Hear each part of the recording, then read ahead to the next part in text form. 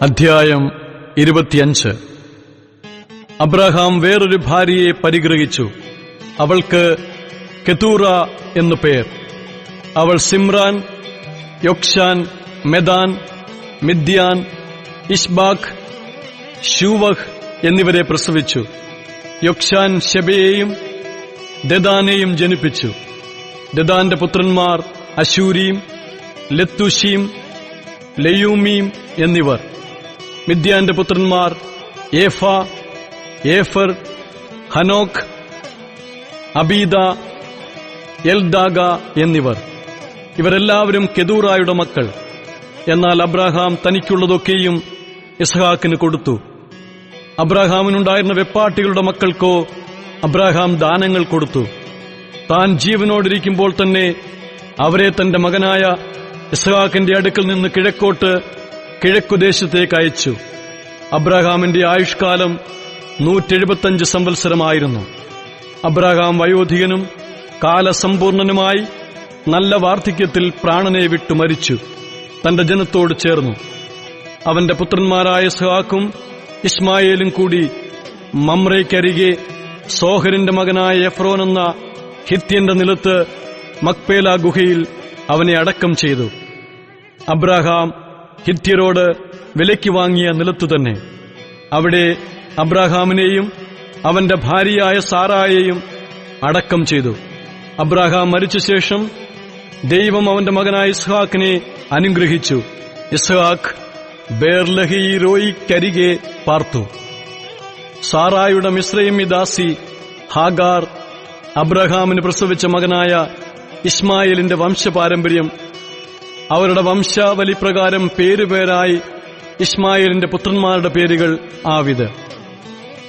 ഇസ്മായേലിന്റെ ആദ്യജാതൻ Nebaioth, Kedar, അദ്ബയേൽ, Mibsam, മിശ്മ, ദൂമ, മശ, Hadad, തേമ, യതൂർ, Naphish, കേദമ. 12 പ്രഭുക്കന്മാരായ ഇസ്മായേലിന്റെ പുത്രന്മാർ അവരുടെ ഊരുകളിലും പാളയങ്ങളിലും വംശം വംശമായി ഇവർ ആകുന്നു. അവരുടെ പേരുകൾ ഇവ തന്നെ. ഇസ്മായേലിന്റെ ആയുഷ്കാലം 137 സംവത്സരം ആയിരുന്നു. അവൻ പ്രാണനെ വിട്ട് മരിച്ചു. തന്റെ ജനത്തോട് ചേർന്നു. ഹവീല തുടങ്ങി അശൂരിലേക്ക് പോകുന്ന വഴിയിൽ മിസ്രയീമിന് കിഴക്കുള്ള ശൂർ വരെ അവർ കുടിയിരുന്നു. അവൻ തന്റെ സകല സഹോദരന്മാർക്കും എതിരെ പാർത്തു. അബ്രഹാമിന്റെ മകനായ ഇസ്ഹാക്കിന്റെ വംശപാരമ്പര്യമാവിത്. അബ്രഹാം ഇസ്ഹാക്കിനെ ജനിപ്പിച്ചു. ഇസ്ഹാക്കിന് 40 വയസ്സായപ്പോൾ അവൻ പദ്ദൻ അരാമിലുള്ള അരാമ്യനായ ബെഥൂവേലിന്റെ പുത്രിയും അരാമ്യനായ ലാബാന്റെ സഹോദരിയുമായ റിബേക്കായെ ഭാര്യയായി പരിഗ്രഹിച്ചു. തന്റെ ഭാര്യ മച്ചിയായിരുന്നതുകൊണ്ട് ഇസ്ഹാക്ക് അവൾക്ക് വേണ്ടി യഹോവയോട് പ്രാർത്ഥിച്ചു. യഹോവ അവന്റെ പ്രാർത്ഥന കേട്ടു. അവന്റെ ഭാര്യ റിബേക്ക ഗർഭം ധരിച്ചു.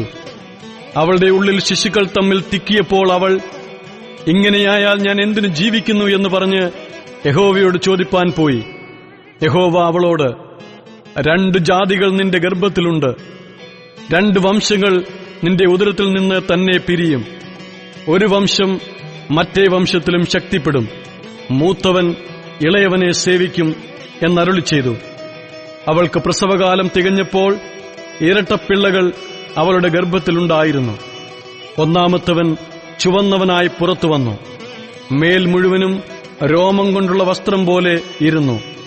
അവന് ഏശാവ് എന്നു പേരിട്ടു. പിന്നെ അവന്റെ സഹോദരൻ പുറത്തു വന്നു. അവന്റെ കൈ ഏശാവിന്റെ കുതികാൽ പിടിച്ചിരുന്നു. അവന് യാക്കോബ് എന്നു പേരിട്ടു. അവൾ അവരെ പ്രസവിച്ചപ്പോൾ ഇസ്ഹാക്കിന് 60 വയസ്സായിരുന്നു. കുട്ടികൾ വളർന്നു.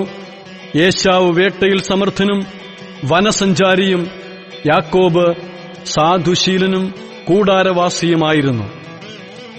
ഏശാവിന്റെ വേട്ടയിറച്ചിയിൽ രുചി പിടിച്ചിരുന്നതുകൊണ്ട് ഇസ്ഹാക്ക് അവനെ സ്നേഹിച്ചു. റിബേക്കായോ യാക്കോബിനെ സ്നേഹിച്ചു. ഒരിക്കൽ യാക്കോബ് ഒരു പായസം വച്ചു. ഏശാവ് വെളിംപ്രദേശത്ത് നിന്ന് വന്നു. അവൻ നന്നാ ക്ഷീണിച്ചിരുന്നു. ഏശാവ് യാക്കോബിനോട്, ആ ചുവന്ന പായസം കുറെ എനിക്ക് തരേണം, ഞാൻ നന്നാ ക്ഷീണിച്ചിരിക്കുന്നു എന്ന് പറഞ്ഞു. അതുകൊണ്ട് അവന് ഏദോം, ചുവന്നവൻ എന്ന് പേരായി. നിന്റെ ജ്യേഷ്ഠാവകാശം ഇന്നെനിക്ക് വിൽക്കുക എന്ന് യാക്കോബ് പറഞ്ഞു. അതിന് ഏശാവ്, ഞാൻ മരിക്കേണ്ടി വരുമല്ലോ, ഈ ജ്യേഷ്ഠാവകാശം എനിക്ക് എന്തിന് എന്ന് പറഞ്ഞു. ഇന്നെന്നോട് സത്യം ചെയ്യുക എന്ന് യാക്കോബ് പറഞ്ഞു. അവനവനോട് സത്യം ചെയ്തു. തന്റെ ജ്യേഷ്ഠാവകാശം യാക്കോബിന് വിറ്റു. യാക്കോബ് ഏശാവിന് അപ്പവും പയറുകൊണ്ടുള്ള പായസവും കൊടുത്തു. അവൻ ഭക്ഷിച്ച് പാനം ചെയ്ത് എഴുന്നേറ്റുപോയി. ഇങ്ങനെ ഏശാവ് ജ്യേഷ്ഠാവകാശത്തെ അലക്ഷ്യമാക്കിക്കളഞ്ഞു.